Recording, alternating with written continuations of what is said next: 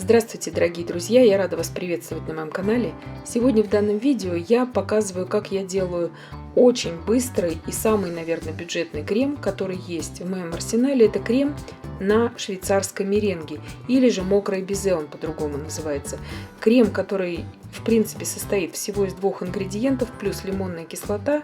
Это сахар и белки куриных яиц. Крем получается сразу очень стабильный, он белоснежный, этот крем, он окрашивается превосходно гелевыми водорастворимыми красителями. Из него сразу же получаются вот такие прекрасные рельефы и цветы. Крем этот подходит именно для украшения тортов, пирожных, капкейков. Итак, для крема, как я уже сказала, я беру 4 яйца, я их промыла, продезинфицировала спиртом, и сейчас я их разделяю на белки и желтки. В данном рецепте понадобятся только белки, желтки мне здесь не понадобятся.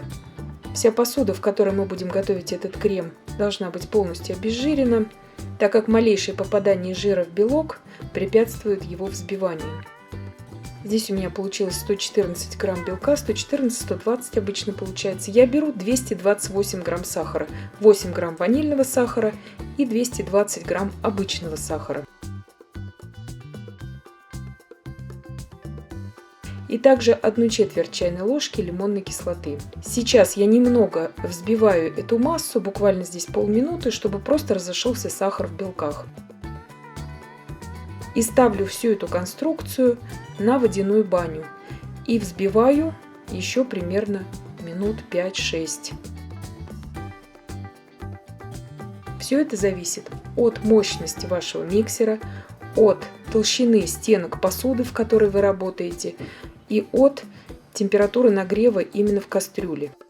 Здесь у меня масса уже достигла 66 градусов Цельсия. Если вы сомневаетесь в пастеризации белка, готовьте тогда крем на итальянской меренге, где он заваривается полностью очень-очень горячим сиропом. Здесь же яйца должны быть, конечно, очень свежими. Сейчас я еще раз довзбиваю здесь уже без водяной бани, буквально пару минут, крем готов. Вот такие характерные пустоты должны появиться у вас вокруг венчиков. Крем уже наматывается на венчики, и при переворачивании миски он абсолютно никуда не движется.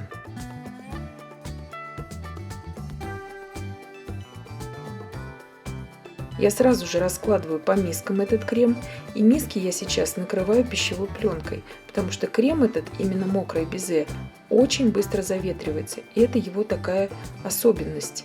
Превосходно отсаживаются, как я уже сказала, любые бордюры из этого крема. Крем белоснежный, он очень хорошо окрашивается.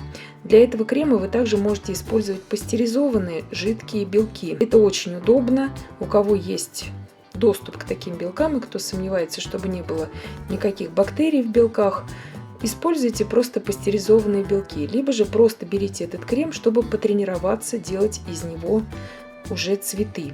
Очень многие начинают именно из этого крема, а потом уже варят итальянскую меренгу, то есть крем белково-заварной. Есть подробнейший рецепт на моем канале. Этот крем очень быстрый и очень-очень бюджетный, именно для того, чтобы на нем потренироваться, кто еще не умеет делать цветы. Видите, крем очень стабильный получается. Я переворачиваю, в принципе, вот эту доску, и никуда у меня не девается этот крем. Здесь я накладываю в мешок кондитерский сначала ложку белого крема, потом ложку бирюзового крема, и чередую вот так ложку за ложкой, и у меня потом получится такой рисунок очень красивый уже у бордюра. Видите, как бы внутри получается бирюзовый тон, а сверху уже белый.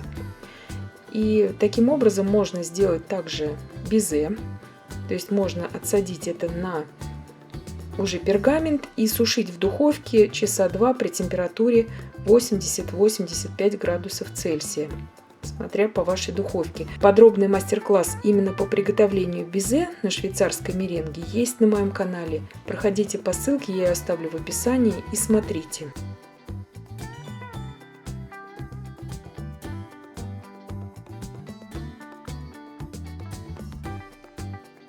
Вот такой идеально ровный рисунок получается, то есть очень рельефный. Крем превосходно держит форму.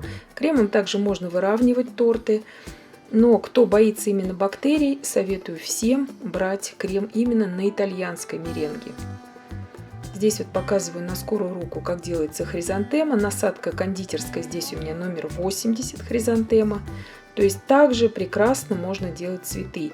Именно для тех, кто просто хочет потренироваться, но еще никак не справляется с тем, как сварить именно крем на итальянской меренге белково-заварной. Вот такая хризантема получается, то есть очень быстро. Розу вот такую же можно сделать. Здесь у меня насадка просто изогнутая роза. И смотрите, также прекрасно можно накручивать розочки из этого крема. Особенность, как я уже сказала, этого крема, то что при нахождении даже в холодильнике этот крем покрывается корочкой. И многим это не нравится, и поэтому многие не хотят из него украшать торты и пирожные. Кому-то наоборот нравится, поэтому каждый должен здесь приспосабливаться, как ему нравится. Здесь обычная насадка тюльпан у меня, здесь крем у меня уже оставался, просто я смешала все подряд. И показываю вам, как отсаживаются из него тюльпаны. Здесь уже у меня крем после хризантемы, то есть он уже вторичного использования. Все равно смотрите, как тюльпаны отсаживаются прекрасно. Я уже эту хризантему размешала с розовым кремом, потому что крема у меня не хватало. И видите, как превосходно все это все равно держит форму. То есть форму он держит для того, чтобы потренироваться. Видите как? И также я вот беру ее в руки, эту доску, гну ее, и все равно все держится прекрасно. И здесь, как я уже сказала, пока я сейчас отсаживала розы, видите, уже я дотрагиваюсь до бордюров, они уже начинают подсыхать. То есть крем не тянется за пальцем, а именно уже отрывается. Это говорит о том, что очень быстро этот крем схватывается корочкой сверху, поэтому он и называется мокрое безе. То есть он сухой снаружи и мокрый внутри. И я надеюсь, что видео было полезным и познавательным. Подписывайтесь на мой канал, ставьте лайки, пишите комментарии. Я всем желаю больших успехов и до встречи в новых видео.